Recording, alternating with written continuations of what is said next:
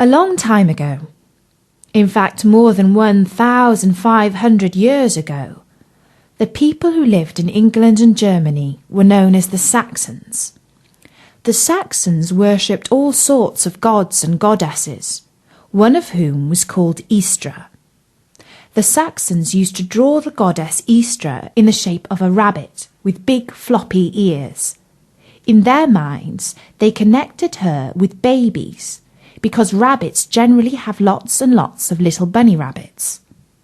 Her holiday was always at the time of year when it's spring.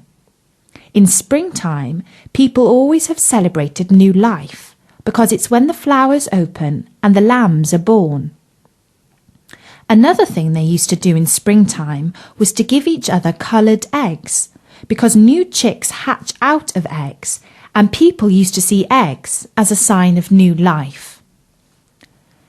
Later on, the people in Europe became Christians, and in the springtime they celebrated the coming back to life of Jesus.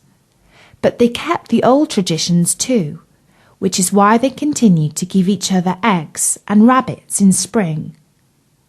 To make the eggs more attractive, they would decorate them with bright colours and patterns. In some Eastern European countries, like Russia, Ukraine and Armenia, very skillful craftsmen would paint the eggs, sometimes with beautiful patterns, and sometimes with pictures of Jesus and his mother Mary. The most famous eggs were made for the Russian Emperor, the Tsar, by a man called Fabergé. He used to stud them with jewels and precious stones, and to this day, the most expensive Easter eggs in the world are Fabergé eggs.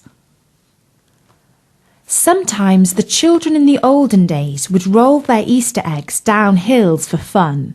But these days, most people like to eat their Easter eggs because, as you know, modern Easter eggs are made of chocolate and are yummy scrummy. The first chocolate Easter eggs were made in Germany about 200 years ago and were completely solid. These days, they are usually hollow, which makes it easier for children to break off pieces of the chocolate shells and eat them.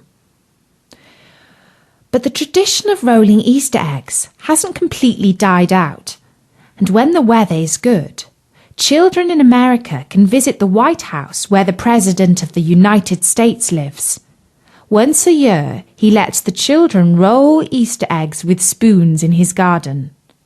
And that's a true story, Nori, of where Easter eggs come from.